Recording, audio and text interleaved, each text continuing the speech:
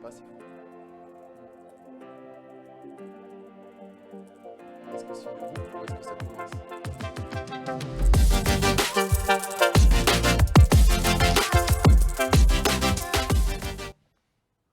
Bonjour et bienvenue dans le WinLab Innovation Live, deuxième épisode. Merci d'être avec nous. Vous le savez, le WinLab Innovation Live, c'est une série de webconférences pour vous apporter un éclairage sur les nouveaux enjeux et les nouveaux usages de la construction. Alors le WIL est une série imaginée par le 3CA BTP, acteur majeur de la formation professionnelle dans le BTP et son incubateur WinLab. Et donc chaque mois, nous apportons un éclairage sur des thématiques particulières, des thématiques prospectives du secteur de la construction avec des invités experts.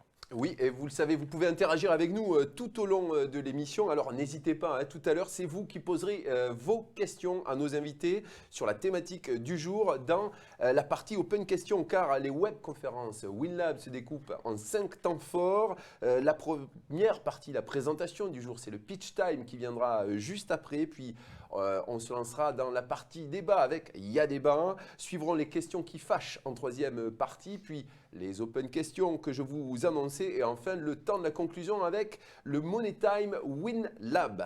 Et aujourd'hui, pour la deuxième édition, nous sommes sur la thématique économie circulaire, rien à faire, tout à voir, donc avec une approche digitale de la construction et de la transition écologique. Allez, le WinLab Innovation Live numéro 2, c'est parti, on commence tout de suite avec le pitch time.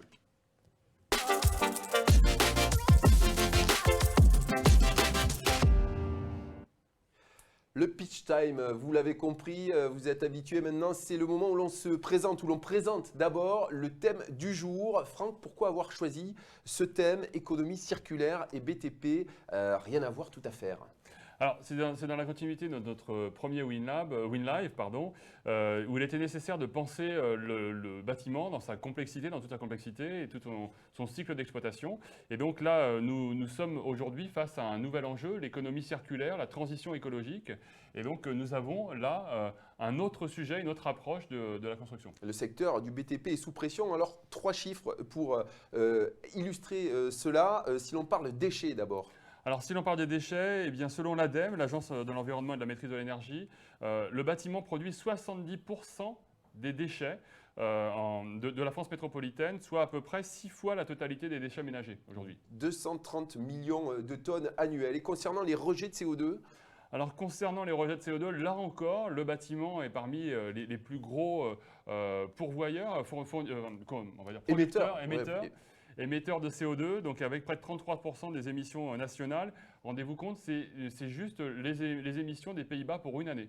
Et en fait, sur le plan des ressources naturelles utilisées, eh bien là, le BTP est le plus gros consommateur, sans conteste, avec aujourd'hui 28 milliards de tonnes de sable et de granulats consommés chaque année, avec un véritable risque de pénurie à long terme et de dégradation de l'environnement. 28 milliards de tonnes de sable, de granulats, c'est l'équivalent de 8 dunes du Pilat, pour vous donner un ordre de grandeur. Donc, on l'a compris, ces enjeux imposent un changement de paradigme, un basculement d'une économie linéaire jusqu'ici vers une économie circulaire. Alors cela présente à la fois des risques et des opportunités. Franck, tout d'abord, on va se pencher sur les 2-3 risques identifiés majeurs. Alors oui, alors le premier auquel on pense aujourd'hui, enfin je dirais nous au niveau formation, eh bien c'est l'inadéquation, le décalage entre les formations et puis les besoins en entreprise, qu'ils soient actuels ou à venir, en fonction des évolutions des usages. Et puis il y a aussi le manque d'expérience, de connaissances, eh bien des pratiques, des nouveaux outils, des nouvelles méthodes à mettre en place. Et puis ensuite, eh bien l'incompréhension de la part des acteurs actuels, donc de ceux qui ont toujours fait comme ça et de ceux qui n'ont pas encore l'habitude de mettre en place ces nouvelles démarches, notamment au niveau de l'économie circulaire. Mais s'engager vers l'économie circulaire, c'est aussi faire face à de nombreuses opportunités, n'est-ce pas? Oui, parce que en fait, l'économie circulaire n'est pas délocalisable. Elle fait partie de ces rares économies qui ne peuvent pas se délocaliser. Donc là, on est à la fois sur une meilleure exploitation du territoire, une meilleure exploitation des ressources avec des circuits courts. Et puis aussi, on travaille au niveau de l'emploi et de l'engagement social. Et puis ensuite, il y a le fait d'acquérir un avantage concurrentiel stratégique. En s'engageant dès aujourd'hui. En s'engageant dès aujourd'hui dans les nouvelles réglementations et les nouvelles réglementations mises en place par le gouvernement, notamment dans le plan de relance et du contrat stratégique de filière. Et puis, en dernier lieu, c'est de faire évoluer les emplois d'aujourd'hui pour être sûr d'être en phase avec les engagements de 2030. Oui, transformer les emplois dits classiques en emplois vertueux, exemplaires. Exactement. Parce que demain, il y aura également de nouveaux emplois qui nécessiteront bien sûr de nouveaux métiers. Nouveaux métiers et nouvelles compétences, surtout. Donc quand on parle de nouveaux métiers, il n'y a pas de révolution à part entière. En revanche, il y a vraiment une évolution, une révolution des compétences et on parle notamment des compétences transverses. Il faut apprendre à décloisonner. L'économie circulaire, c'est aussi ça, on le verra tout à l'heure avec nos invités. Donc l'économie circulaire, c'est apprendre à travailler différemment, avoir une approche holistique du bâtiment et ce, de la conception jusqu'à la déconstruction ou de la construction jusqu'à l'exploitation. Donc on a bien une approche complète et circulaire de la construction aujourd'hui. D'autant qu'aujourd'hui, un large spectre de métiers est déjà concerné. Oui, alors un large spectre de métiers, donc ça passe aussi bien de ceux qui sont dans les bureaux d'études, donc qui sont sur des fonctions plus d'assistance à maîtrise d'ouvrage, d'encadrement, comme ceux qui sont sur le chantier et qui produisent aujourd'hui directement, que ce soit de la maison individuelle ou que ce soit de l'habitat collectif ou du logement, des bâtiments de bureaux. Donc on a bien cette approche complète et l'ensemble, tous acteurs de l'économie circulaire.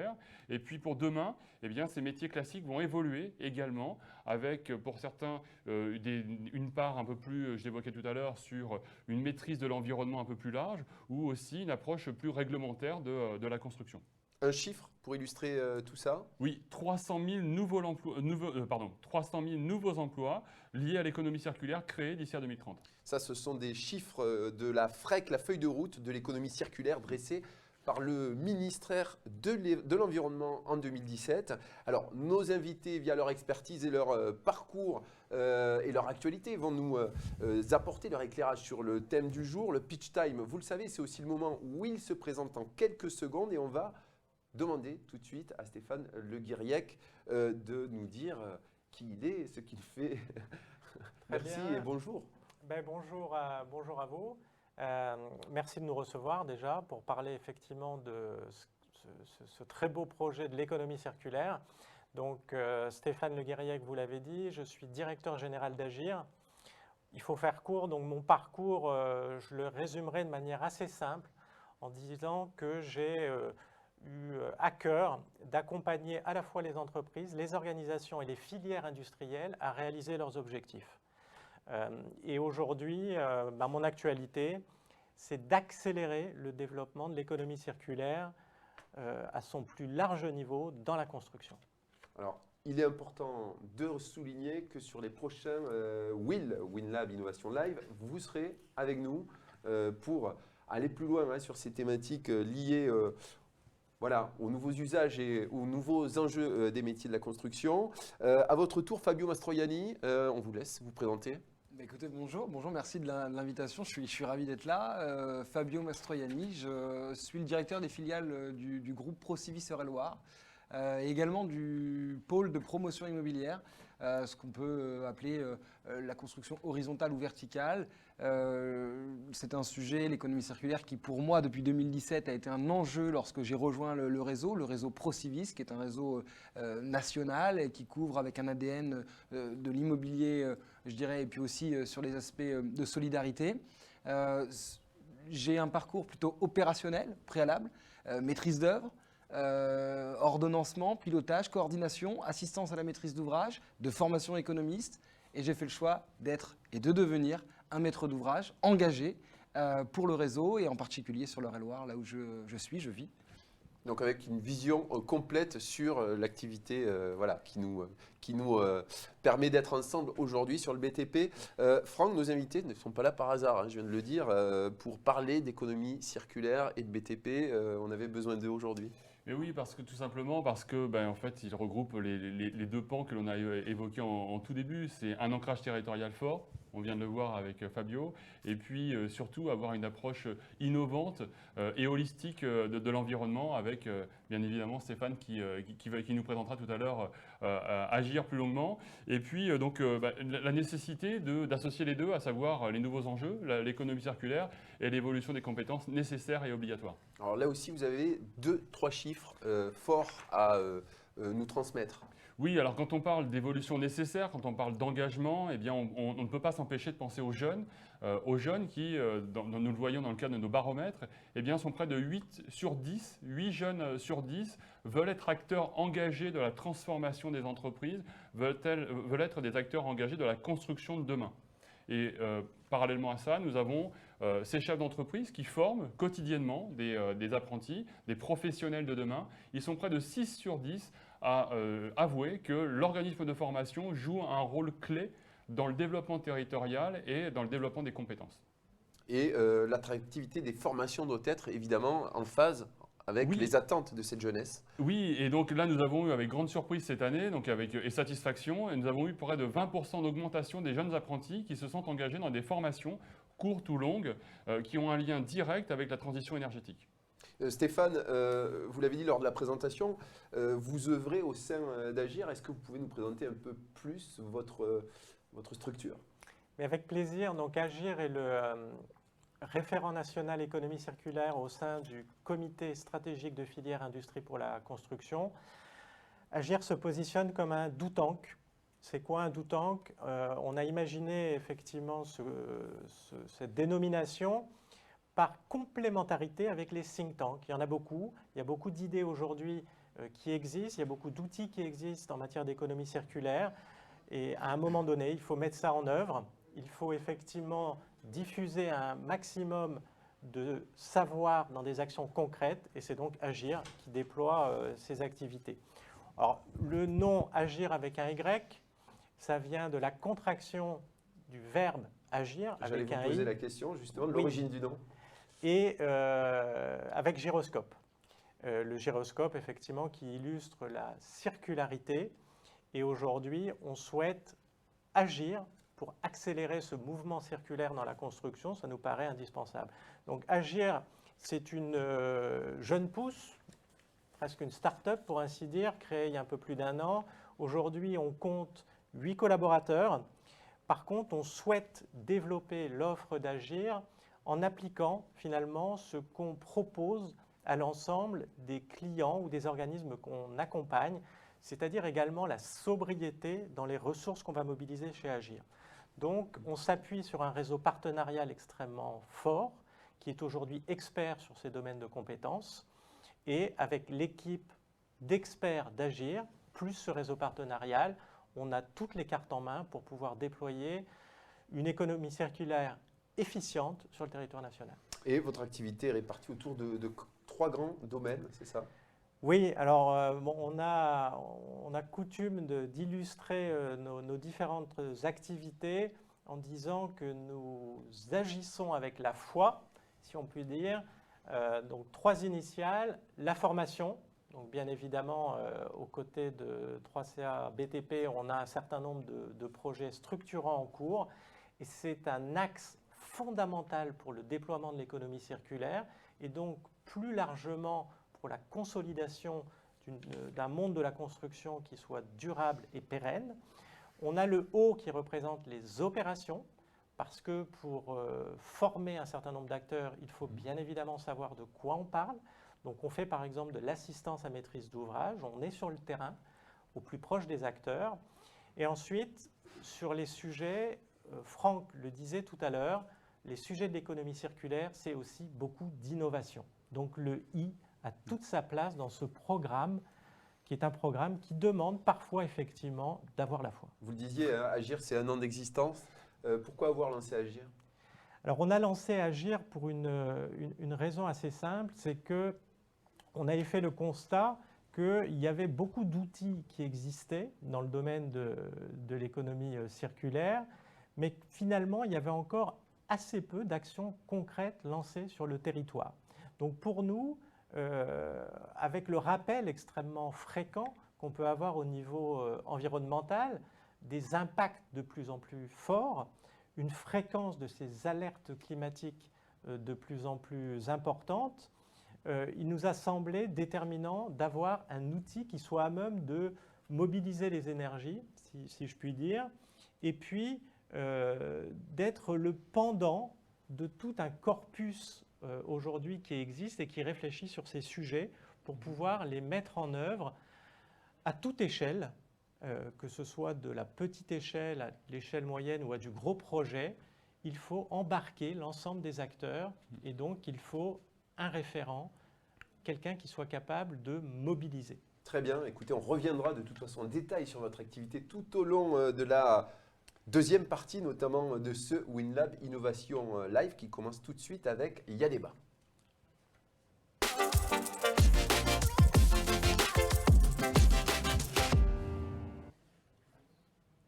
Avant de se lancer à court perdu dans nos échanges, on vous rappelle que vous pouvez réagir en ligne. Vous le savez, posez vos questions. Nos invités répondront à ces questions tout à l'heure dans la quatrième partie. Open Questions, vous y êtes habitués aujourd'hui, on compte sur vous. Dans Il y a débat, justement, on se pose la question, vous l'avez compris, dans le BTP, si l'on parle d'économie circulaire, est-ce qu'il n'y a rien à voir ou tout à faire? Autant le dire tout de suite, hein. Économie circulaire, c'est un terme, une expression qui paraît être souvent une lubie d'intellectuel. Alors, qu'est-ce que c'est concrètement l'économie circulaire? Est-ce que vous pouvez nous l'expliquer, Stéphane? Oui. D'autant plus facilement que l'économie circulaire est quelque chose d'assez simple, qui s'est construit par opposition finalement à l'économie linéaire qui avait vocation à prendre la matière, fabriquer, consommer ce qui était issu de la fabrication et ensuite jeter. On comprend bien aujourd'hui que c'est un modèle qui ne peut plus perdurer. Et donc, au niveau des années 70, il y a eu un certain nombre de nouveaux concepts qui ont émergé pour changer les façons de faire et notamment avoir une approche de circularité qu'on comprend bien par opposition à la linéarité. Il faut faire durer le plus longtemps possible l'ensemble des matières qu'on vient emprunter à la nature notamment. On va voir un schéma justement pour illustrer ce que vous dites, le schéma de l'ADEME dont nous parlions tout à l'heure. Oui, alors on a vraiment, nous, à cœur d'essayer d'avoir une représentation de tous ces concepts qui soit le plus simple possible. Agir, je le rappelle, on est dans l'action, on est au plus proche des acteurs, donc on souhaite avoir des outils qui permettent de se faire une idée très rapidement de ce que sont tous ces concepts. Et pour cela, on trouve que l'approche de l'ADEME est extrêmement pertinente autour effectivement de ces 7 piliers regroupés en 3 domaines. Donc, les 7 piliers que sont l'approvisionnement durable, l'éco-conception, l'écologie industrielle et territoriale, l'économie de la fonctionnalité, on aura peut-être l'occasion d'y revenir. On a ensuite tout ce qui concerne les usagers. Donc parce que la première partie, c'est le domaine des acteurs économiques. La deuxième partie concerne les usagers, c'est ça? Tout à fait. Le premier domaine, c'est le domaine de l'offre des acteurs économiques. Le second domaine concerne la demande et dans une certaine mesure le comportement des usagers.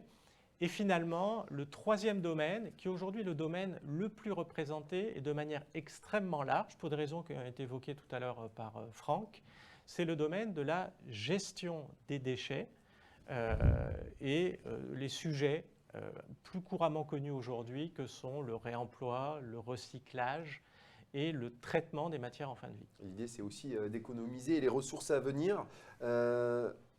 Franck, jusqu'ici, on était justement sur un modèle linéaire, c'est ça? Oui, alors c'est vrai qu'on était sur un modèle linéaire, donc jusqu'à présent, c'était, on va dire, fabriquer, consommer, jeter. Aujourd'hui, lorsque l'on entend Stéphane, on a envie de se jeter dans cette économie circulaire, dans cette approche holistique. Alors, la question que l'on peut se poser aujourd'hui, c'est, Fabio, comment passe-t-on de la théorie à la pratique?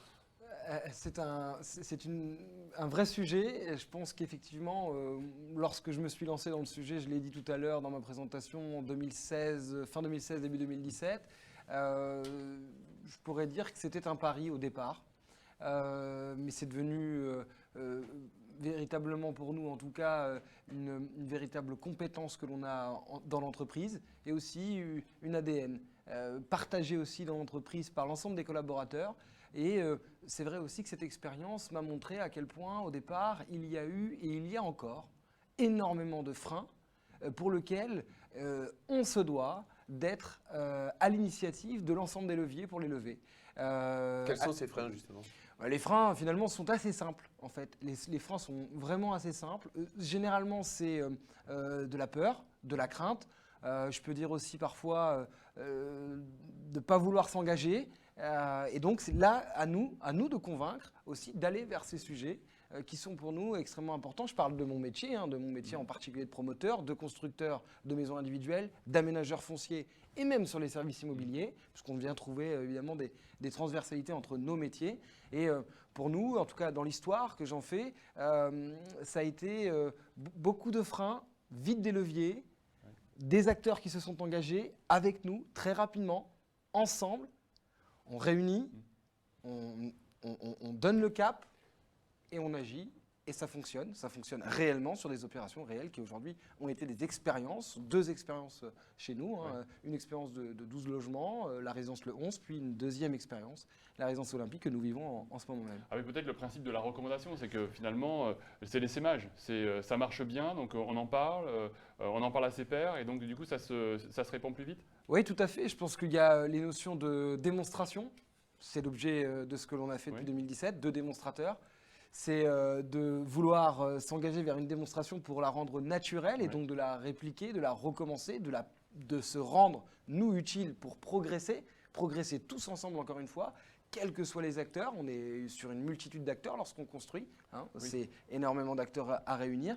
Et ensuite, de le rendre naturel dans nos activités. C'est ce que l'on fait, c'est ce qu'on continuera à faire. Les leviers dont vous parliez, les leviers que vous avez réussi justement à actionner. Oui, très concrètement sur les opérations, la première opération, ça a été de l'intégration de granulats de béton recyclé, par exemple. Donc, considérons ensemble que la ville, ça peut être la carrière de demain. Et donc, les bâtiments qui sont démolis non loin de l'opération, de prendre ces gravats, de les emmener pas très loin de l'opération. Je vais faire très simple, de les démolir. On parle de déconstruction, puisqu'on cible.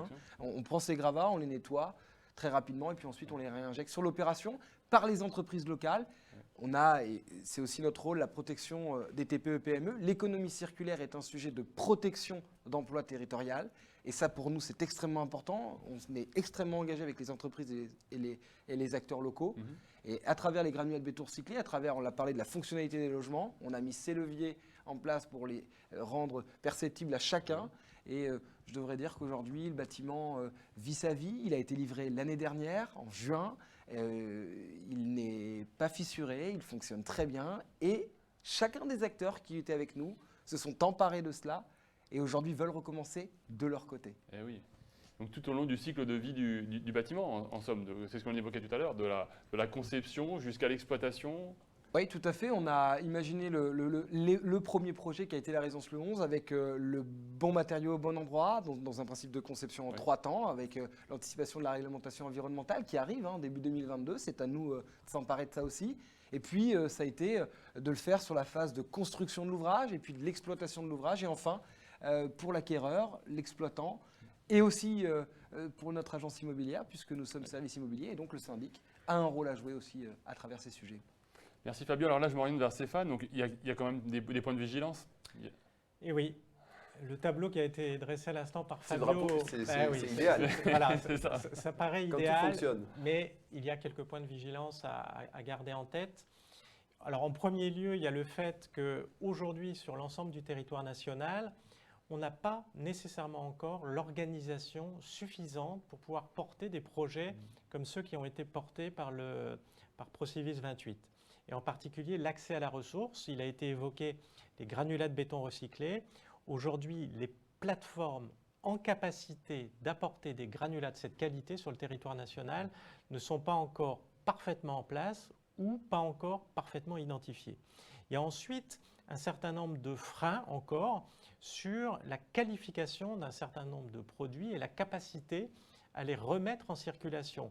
De manière assez surprenante, on s'aperçoit aujourd'hui que les contraintes, notamment réglementaires et législatives, pour pouvoir réutiliser des produits sont beaucoup plus fortes que pour mettre de nouveaux produits sur le marché. Donc il y a un travail à faire sous cet angle-là. On s'aperçoit également sur le terrain assurantiel qu'il y a des réflexions à mener. Donc point de vigilance, il ne faut pas non plus pêcher, je dirais, en agitant le chiffon rouge en permanence. Et la notion de point de vigilance me paraît effectivement déterminante. Pourquoi? Parce que ça doit nous amener à travailler avec ces acteurs pour sortir par le haut en réfléchissant et en levant un certain nombre de freins. L'idée, c'est donc de capitaliser avec eux pour pouvoir s'engager dans ce que chez Agir on appelle un mouvement transformatif. Tous les éléments que j'ai évoqués à l'instant, il faut les transformer, il faut aller au plus près des acteurs qui sont en capacité finalement d'agir avec nous pour transformer l'ensemble de l'écosystème, quel qu'il soit, y compris législatif et réglementaire, et s'orienter vers un mouvement systémique. J'ai entendu tout à l'heure Franck utiliser le mot holistique, ils sont assez proches, mais l'idée est bien celle-là. Et tous les points de vigilance que j'ai pu évoquer doivent être, le moment venu, autant de points de levier pour accélérer le développement de l'économie circulaire dans la construction. Alors changer de travail, ça implique, on le sait souvent, vous l'avez évoqué tout à l'heure Fabio, la crainte de nouveaux coûts liés à de nouvelles normes aussi, mais aussi la crainte de nouveaux process qui augmenteraient la durée de réalisation. Alors est-ce que ce n'est pas l'économie circulaire, on va tous dire aujourd'hui, hein, est-ce que ce n'est pas synonyme aussi de baisse de productivité? Oui, alors on peut le voir comme ça. On peut se dire, je m'engage vers l'économie circulaire. Donc c'est un oui qui veut dire non. Exactement, exactement. Parce que je pense que c'est aussi un des freins auxquels j'ai été confronté au départ. On a parlé des freins, moi je vais le dire au départ. Le coût a été pour nous quelque chose de fondamental. Dès le départ, une règle du jeu. Pourquoi? En fait, c'est très simple. Si on veut s'engager dans une notion d'économie circulaire à travers nos métiers, il faut que ça soit aussi raisonnable. Donc à des coûts maîtrisés. 60% de notre métier résonne sur le coût de construction. Et donc, par conséquent, pour nous, c'est un sujet important. Et le coût, se dire qu'effectivement, on peut baisser en productivité, au contraire.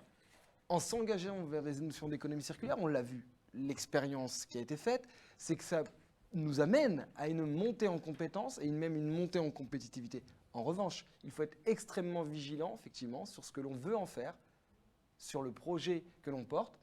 Alors, aujourd'hui, l'opération que nous avons faite, c'est à Isoku.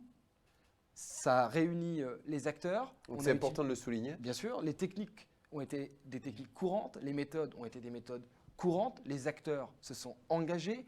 La manière dont on a construit cette première opération de la résidence Le 11 a été la même que l'on a fait précédemment, mais simplement avec juste des nouvelles réflexions qui sont celles, encore une fois je le dis, de l'économie circulaire, et simplement de se poser les bonnes questions. Et d'enlever le sujet du coût, pour autant, il faut absolument être vigilant, et c'est à nous, maîtres d'ouvrage, de s'engager pour ça. Ouais. Alors Stéphane, vous qui êtes artisan et acteur d'une transition réaliste avec Agir, qu'en est-il?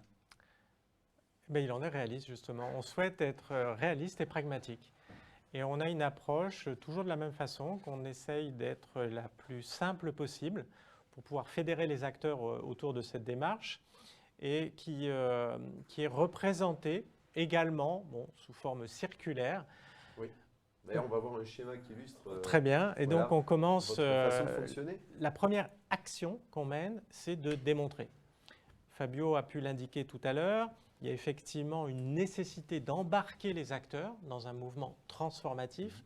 Et pour ça, il faut démontrer que les choses sont faisables, que les choses sont faisables à Isoku. Ouais. Et ça, c'est fondamental dans le monde de la construction et du BTP. Donc là, on est loin des lubies d'intellectuels.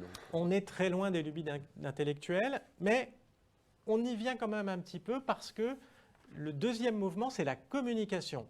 Bon, ce n'est pas forcément quelque chose de très intellectuel non plus, mais c'est quelque chose qui est fondamental pour accélérer le développement. La communication permet de faire savoir que ces choses-là sont possibles.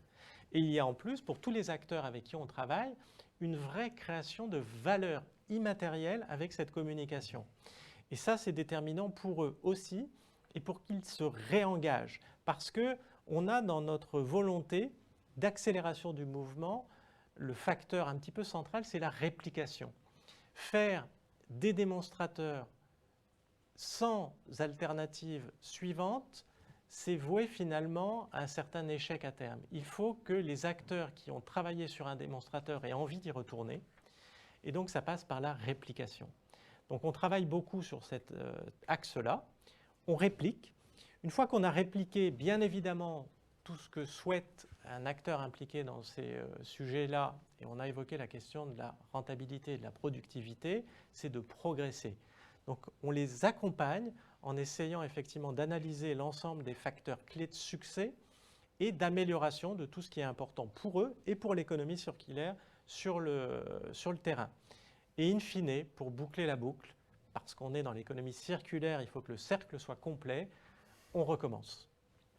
Et c'est important de rappeler que sur l'aspect de la communication, il y a eu une étude, un sondage que vous citiez. Je crois que c'est 32%, c'est ça, des entreprises françaises qui disent connaître le terme économie. C'est ça Oui.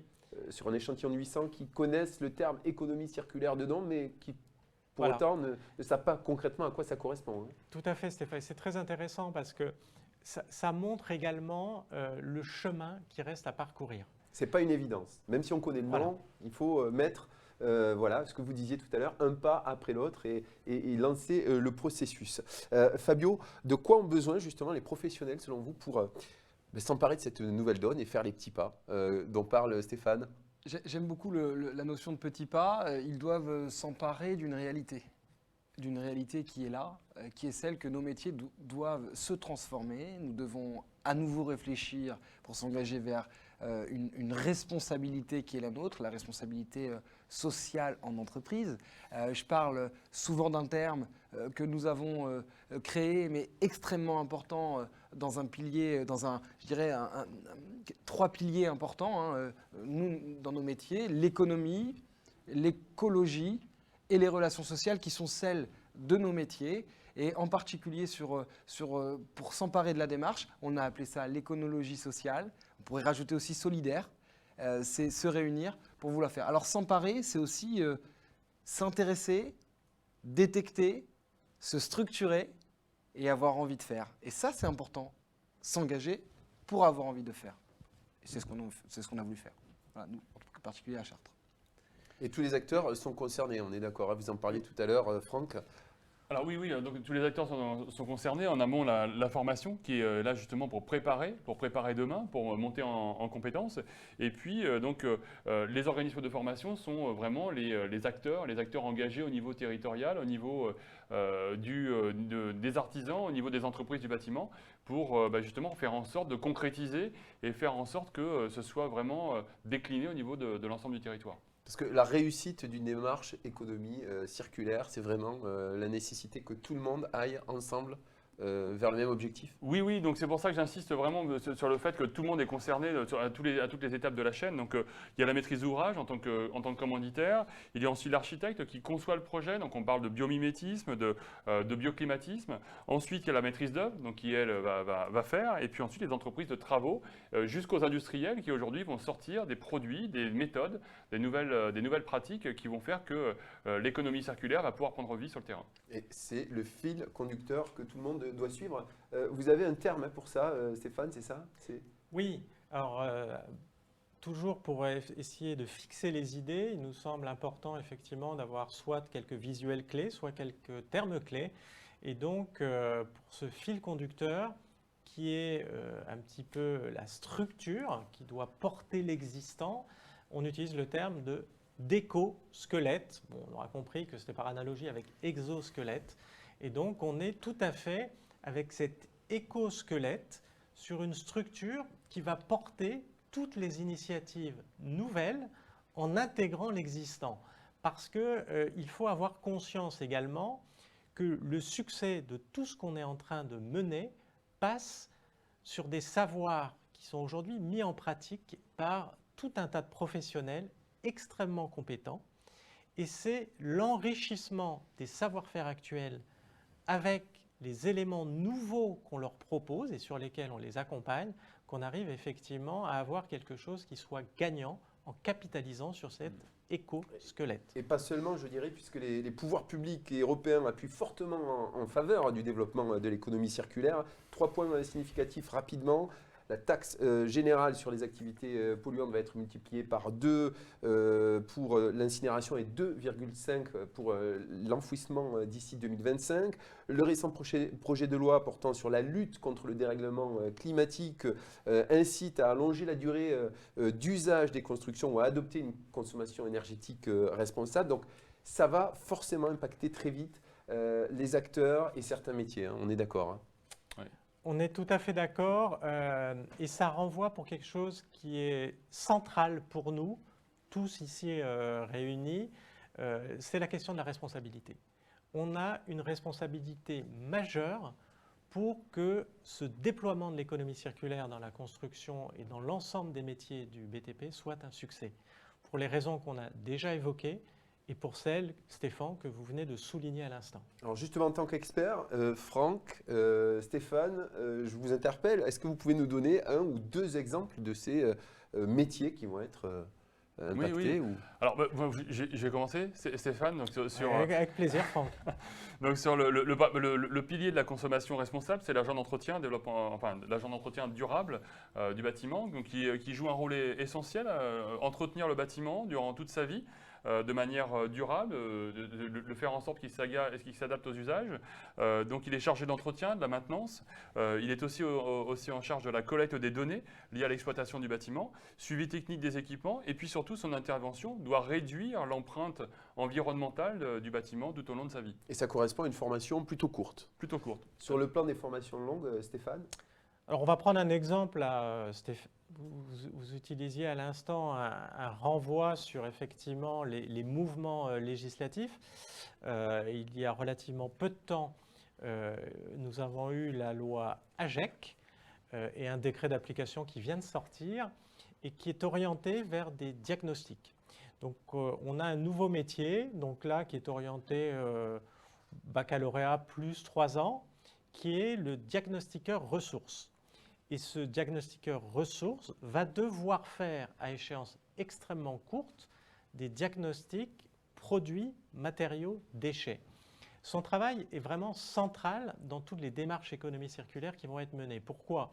Parce qu'il faut effectivement, c'est dans les termes de diagnostic, se rendre sur l'ensemble des sites, faire une cartographie de l'ensemble des produits matériaux qui sont à disposition et travailler en élaborant une stratégie qui permette de valoriser au mieux l'ensemble des produits et des matériaux pour idéalement orienter des solutions de réemploi, pour faire éventuellement du recyclage et pour capitaliser sur tout autre type de solution qui va permettre d'optimiser effectivement ces diagnostics initiaux. Bon, super information, super intéressant, mais malheureusement, on est pris par le temps, on oublie notre troisième volet. On va faire un petit tour de table quand même en quelques secondes. Comment on peut répondre à cette question? Est-ce que dans l'économie circulaire et le BTP, il n'y a rien à voir ou tout à faire? Ce n'est pas votre conclusion, mais dites-nous en 2 mots, Fabio. Pour moi, ni l'un ni l'autre. Je pense que on est sur des sujets qui sont extrêmement importants pour lesquels il faut s'engager et en particulier lorsqu'on est maître d'ouvrage. Voilà, moi, en quelques mots. Il faut s'engager. Stéphane, est-ce qu'il n'y a rien à voir? Est-ce qu'il y a tout à faire finalement? C'est entre deux. Il y a déjà effectivement des mouvements engagés, on l'a évoqué, mais pour moi, il faut accélérer. Franck, selon vous? Il faut former. Il faut former, c'est-à-dire qu'il faut un minimum de compétences, un minimum de connaissances pour arriver à prendre le train en marche et prendre les commandes du train directement. Donc il faut se former et donc c'est ce que l'on fait aujourd'hui dans le cadre des projets avec Agir. Ben écoutez, messieurs, merci pour ces éléments de réponse. On continue le débat. Enfin, on aborde le thème sous une autre forme dans les questions qui fâchent tout de suite. On est très en retard, donc il faut être ramassé sur les précédents. C'est la spécialité. On a compris précédemment que l'économie circulaire allait imprégner chaque pan du processus de la construction. Alors, première question qui fâche, on met les pieds dans le plat tout de suite. Est-ce que l'économie circulaire n'est pas un sujet de bobo? Stéphane? Ça, bien sûr que si. C'est un sujet de bobo, mais pas que. C'est le sujet de tout le monde. Aujourd'hui, si on souhaite effectivement une véritable accélération du déploiement de l'économie circulaire dans la construction, c'est le sujet de tous. Et donc des bobos. Pour moi, aujourd'hui, ce qui me semble fondamental, c'est qu'on se mette en mouvement. Donc, on a effectivement sur notre approche une philosophie qui est la philosophie dite des petits pas.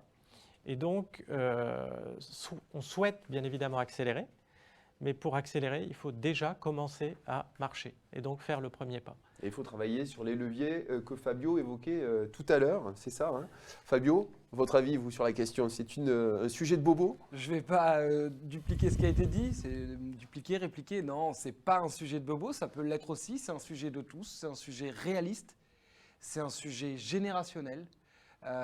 C'est donc un sujet pour chacun. Avec plaisir de compter les bobos parmi nous sur les sujets de l'économie circulaire et dans nos métiers. Mais pour autant, non, c'est absolument pas un sujet de bobo. C'est pas de la bobologie. Voilà, en revanche, effectivement, on peut s'apparenter à ça. Si on a peur, c'est qu'on a sûrement peur et on se dit que ça pourrait être de la bobologie, pour reprendre ce terme. C'est juste un sujet pour lequel il faut absolument s'engager. Voilà. Il y a un terme d'ailleurs que vous aimiez particulièrement, hein, qui est le terme d'éconologie sociale. Vous pouvez nous l'expliquer? Oui, c'est un terme effectivement qui a été créé en 2017 au travers des expériences éconologie sociale et solidaire. On peut même rajouter l'économie parce qu'il faut être pragmatique, il faut avoir du bon sens. On fait des métiers économiques, il faut être écologique et c'est en tout cas à nous de s'engager pour cela. Et puis les relations sociales, on ne peut pas faire sans l'autre. Et c'est ça le sujet de l'économie circulaire, c'est les réalités que l'on doit porter. Et je dirais solidaire parce que c'est un sujet solidaire. Et des réalités qu'on peut illustrer d'ailleurs. Je crois qu'on a une illustration hein, par rapport à un projet que vous avez su mener. Oui, tout à fait. Le premier sujet, la première photo que vous voyez, c'est la résidence Le 11. 12 logements, petite opération à Chartres, non loin du cœur de ville. Petite économie aussi, mais pour autant assez difficile à équilibrer. Petite opération, donc petite économie, et c'est le sujet. Et ensuite, on a recommencé pour progresser, tirer les expériences. Et on est sur la deuxième opération en ce moment même, la résidence Olympique, 36 logements, toujours à Chartres, non loin de la gare, non loin aussi de la cathédrale de Chartres. Et je suis... Vous nous faites rêver là, bien on évidemment. Est en plein voyage, et sans rêve, surtout en cette période où on ne peut pas bouger. Merci beaucoup Fabio, c'est très, très agréable. C'est l'actualité. Et pour autant, ce sujet du deuxième démonstrateur, c'est montrer que ce que l'on a fait sur le premier démonstrateur est devenu naturel et qu'on va même nous challenger par celles et ceux à qui on a voulu les imposer au départ, qu'on a levé les freins. Donc on est vraiment dans la démarche dont parlait tout à l'heure Stéphane, de dupliquer par l'exemple. Finalement, derrière cette première question, est-ce que la question que tout le monde se pose, c'est pas de savoir si l'économie circulaire, finalement, elle s'adresse à tout le monde? Est-ce qu'elle s'adresse aussi aux petites entreprises? Alors, pour répondre à cette question, je souhaiterais rappeler que l'artisanat est quand même aujourd'hui la première entreprise du BTP en France. Ça, c'est important. Donc, ça veut dire que voilà, c'est donc la question de... Pour 96%. Voilà. C'est le sujet de tous. Donc. Merci Franck de rappeler ce chiffre qui est fondamental. Et donc, 96% des entreprises de BTP sont des petites entreprises. Tout à fait. C'est ça. Et donc, on ne peut pas faire sans. Et aujourd'hui, on l'a dit il y a quelques instants, c'est l'affaire de tous. Le maillage des artisans est tel qu'on ira au succès sur les questions de l'économie circulaire avec eux. Donc la question de savoir, la question n'est pas de savoir si l'économie circulaire s'adresse aux petites entreprises, mais finalement... La question est de savoir comment on va les accompagner sur tous ces sujets pour effectivement les embarquer. Deuxième question qui fâche, on enchaîne. En 2021, le secteur BTP est-il au rendez-vous de l'économie circulaire? Franck, Stéphane, Fabio, je vous laisse. Ouais. C'est des questions qui fâchent. Je dirais que oui, je dirais. Alors moi, pour le coup, je vais encore parler de la partie formation et en particulier de l'apprentissage. Donc oui, les organismes de formation sont plus que jamais au rendez-vous et donc ils sont des accélérateurs. Juste une chose, c'est que jusqu'à présent, on a eu à tort parfois de parler de transition énergétique, de transition numérique, de distinguer ça avec l'économie circulaire. Eh bien, c'est tout simplement le numérique au service de l'économie circulaire. Rappelons un chiffre d'une enquête du Crédoc. 32% des jeunes de 18-30 ans prennent le changement climatique comme préoccupation principale. Donc les jeunes aujourd'hui veulent s'engager dans le développement durable, dans l'économie circulaire. 33% de ces jeunes, toujours sur le même sondage, considèrent que la culture écologique d'une entreprise est primordiale dans le choix de l'entreprise qu'ils vont qu'ils vont réaliser. Donc il est temps de prendre le cap, il est temps de former, bien sûr, mais aussi de changer d'approche, de changer de culture. D'anticiper aussi les 300 000 emplois qui seront créés selon la FREC, hein, dont on parlait Exactement. tout à l'heure. Stéphane, pour vous, alors on est au rendez-vous ou pas? Alors, la volonté est là, c'est indéniable, on le constate quotidiennement sur le terrain. Pour autant, je pense que ce n'est pas une question de rendez-vous. Parce que quand on parle de rendez-vous, on a l'impression qu'on va se revoir à telle ou telle échéance. Aujourd'hui, on en a longuement parlé, ça doit être un sujet auquel on s'attelle de manière continue. Donc, le train est parti. Il se déplace encore à un rythme modeste. Donc les personnes qui ne sont pas encore montées dans le train peuvent le faire. Donc Pas on a de envie panique. de dire, bon gré mal gré, le BTP est au rendez-vous. Voilà, D'accord. il est parti. Fabio, en 2 mots, selon vous? Alors en 2 mots, je dirais que c'est marrant, on parlait de petit train, l'opération d'Olympie s'est faite à l'arrière d'un petit train, l'idée de la faire, et l'opération d'Olympie est aussi celle du 11 avant, et la transition numérique digitale, les entreprises, oui, sont au rendez-vous, la conduite du changement, c'est maintenant, le train doit être pris, il a été pris, on doit accélérer, le numérique est effectivement au service de l'économie circulaire, c'est un enjeu, protection des TPE-PME, je dois juste le dire, c'est extrêmement important, c'est ce qui nous permet de faire nos métiers et donc de les embarquer avec nous, c'est de continuer à être productif, rentable et assurer des emplois. Justement, super lien avec la 3e question qui fâche, merci Fabio. L'économie circulaire dans le BTP, c'est comme le bio dans l'agriculture, ça coûte plus cher à tout le monde. Qu'est-ce que vous en pensez? Alors, moi, j'ai une approche assez simple encore là-dessus. Je dis non, pas si on décide qu'il en soit autrement. Il suffit d'anticiper, de concevoir, d'imaginer ce que disait Franck tout à l'heure dès la phase de conception, c'est ça? Exactement, Stéphane. D'activer tous les acteurs, tous les paramètres? Exactement. C'est-à-dire qu'avec la maîtrise d'ouvrage, on doit définir quelles sont ces exigences prioritaires, quels sont les points sur lesquels on ne pourra pas négocier. Le projet doit se conduire selon telles et telles exigences non négociables. Et derrière, on les accompagne en disant ces points-là sont des points fixes, donc on travaille avec et on crée de la valeur autour de ces Donc éléments. c'est possible de travailler à Isoku. Fabio, hein, vous le savez. Oui, c'est encore une fois un enjeu pour nous et ça a été vraiment l'enjeu de l'ensemble des opérations de démonstration. Je dirais que le bio, c'est plus sain, tout le monde l'a compris à travers l'alimentation, et c'est pas plus cher, au contraire, et tout le monde s'en saisira. L'Isoku, c'est extrêmement important. C'est extrêmement important pour plusieurs raisons en tant que maître d'ouvrage. Vous savez, quand vous construisez un bâtiment, vous le construisez pour des acquéreurs. Vous le construisez pour des acquéreurs qui ont besoin de se loger. Aujourd'hui, c'est 20 millions de personnes qui ont besoin de se loger. Il est hors de question qu'on doit infléchir évidemment cette baisse de productivité de logement. Simplement, on peut le rendre plus vertueux, plus sain. Chacun doit comprendre et chacun qui construit ces opérations vont s'en saisir et les rendre évidemment plus territorial, avec plus de sens. Je crois qu'on a besoin de ça en ce moment dans cette période. Merci pour ces précisions. On est un tout petit peu en retard. On s'en excuse, mais on a vu passer vos questions et on va les poser tout de suite dans la 4e partie, Open Questions, juste après le jingle. Je vous accélère un peu. Des vraies questions. Donc on a reçu plusieurs questions que vous souhaitez poser à nos intervenants, hein. La première, elle s'affiche juste là-bas. Comment voyez-vous l'évolution des métiers sur les prochaines années et l'incidence sur la formation? Alors ça c'est pour vous Franck, hein. Oui, oui. Alors, donc l'évolution des métiers, on le voyait tout à l'heure, donc avec ces nouveaux métiers donc, qui vont arriver, donc comme diagnostiqueur de ressources, comme l'agent de maintenance du bâtiment durable. Donc ça, ce sont des nouveaux métiers qui peuvent être, on va dire, mis en place dans le cadre de formations courtes. Et puis ensuite, il y a ces évolutions.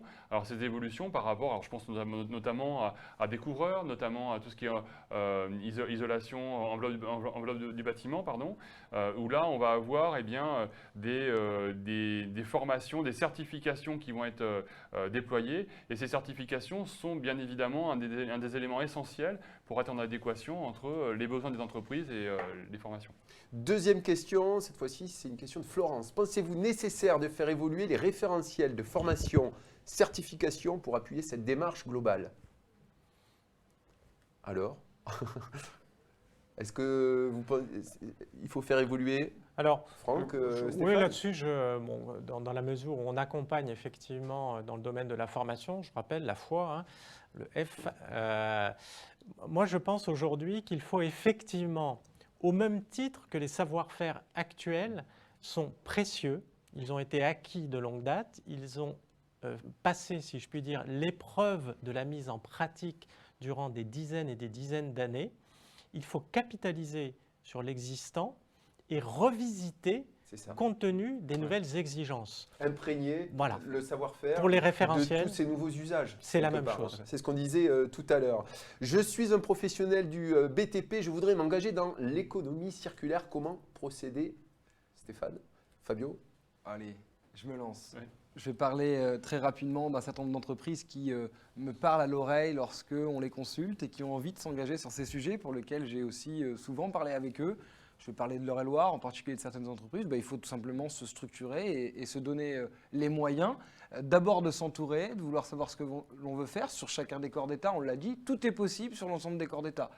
Il suffit simplement de vouloir et de savoir détecter ce que l'on peut faire pour en créer une valeur dans l'entreprise. Créer une valeur dans l'entreprise et aussi potentiellement en faire un levier, on l'a dit, peut-être de croissance. Et ça, c'est de s'entourer, de se structurer de jeunes talents ou peut-être aussi de formation dans l'entreprise et de se détecter sur ses ouvrages, puisqu'il y a quelqu'un qui construit, il peut aussi déconstruire. Dernière question, celle de Mourad. N'y a-t-il pas des surcoûts ou des blocages des contrats d'assurance vis-à-vis de certains réemplois? Alors, ce que vous disiez aussi tout à l'heure d'ailleurs, Stéphane, il y a des freins pour réutiliser certains matériaux. Je vais peut-être juste répondre sur la partie maîtrise d'ouvrage de réemploi, en tout cas sur l'opération que nous avons construite. Aucun surcoût. Simplement, on doit être évidemment dans les indicateurs de nos assurances de construction. En termes de normes? En termes de normes, évidemment. Nous, on est parti sur 25% de substitution sur la résidence le 11. Mais évidemment, c'est des choses que l'on doit expliquer. On n'a pas eu de surcoût et le bâtiment fonctionne bien. À partir du moment où vous avez un taux de sinistralité qui est inexistant et que ça fonctionne et que c'est dans les normes, vous n'aurez pas de surprime. En revanche, si vous voulez au-delà de ça, ce n'est pas un choix que nous ferons aujourd'hui. Il faudra se tourner vers des cadres différents, ce qui n'est pas notre cas, effectivement, avec les assurances. Je vois Stéphane réagir. Oui, moi je pense qu'il faut aussi être dans le dialogue avec son assureur. Bien sûr. C'est-à-dire que ce sont, comme tous les autres sujets, quand on parle effectivement de changement de paradigme, il faut anticiper et dialoguer. Et le dialogue avec l'assureur est quelque chose qui est précieux dans ce type de circonstances, comme dans toutes circonstances, je pense. En tout cas, merci, vous nous avez envoyé beaucoup de questions, mais voilà, on est un petit peu en retard et pour respecter donc ce timing, votre emploi du temps, on passe tout de suite au Money Time WinLab.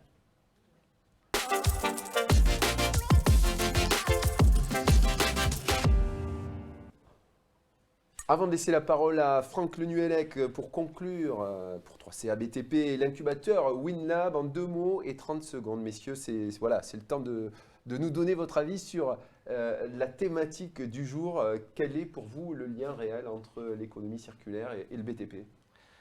Alors il y a un lien fondamental. Moi je fais juste le constat que l'horloge écologique tourne.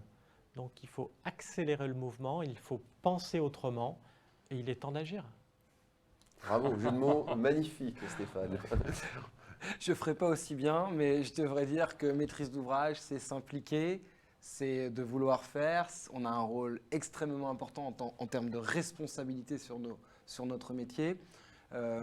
Il est temps, ensemble, de remettre ce qu'est les valeurs du BTP, du bâtiment, du métier de l'immobilier, la chaleur, la générosité. C'est aussi ça l'économie circulaire.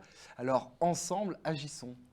Très bien, donc c'est complémentaire, hein, vous voyez, vous êtes dénigré. Alors Franck, on va vous laisser conclure en tant qu'acteur majeur du développement de la formation professionnelle. Quelle perspective laisse entrevoir l'économie circulaire dans le BTP? Alors moi, je n'ai pas mieux en termes de petites phrases. Je dirais qu'il y a une chose qui ressort, c'est donner du sens. Aujourd'hui, plus que jamais, c'est donner du sens. La formation métier, c'est une chose. La formation métier au regard des nouveaux enjeux environnementaux, c'en est une autre. Donc, il faut accompagner ces jeunes générations. Il faut faire en sorte que la formation permettent d'accélérer la transformation des entreprises. Donc même si le train a commencé à démarrer, il faut se dépêcher de monter dedans, donc il n'aille trop vite. Et donc accélérer cette transformation, ça passe par une acculturation, par un essaimage et surtout par un ancrage territorial fort. Comme l'a expliqué Fabio, on ne peut pas continuer à avoir des grands principes sans passer à l'action sur le terrain. Écoutez, merci messieurs d'avoir participé à ce ce deuxième WinLab Innovation Live. Merci d'avoir contribué à nous éclairer. C'était passionnant. J'imagine que vous aussi, devant vos écrans, vous avez été inspirés par tout ce qu'on a pu dire aujourd'hui. Merci de nous avoir suivis. Et si vous trouvez le sujet passionnant, vous l'avez vu, on a détaillé longuement, rendez-vous le 5 mai pour éclairer à nouveau ensemble les enjeux et les nouveaux usages de la construction. On parlera d'éco-conception et d'évolution des compétences, toujours avec Stéphane Le Guiriec, mais aussi de nouveaux invités. À bientôt. Merci. Merci. Au Merci revoir. à tous. Au revoir. Je ne dis pas, je vais mettre une pression, heureusement que j'aurais laissé l'oreillette parce que j'entendais à peine les...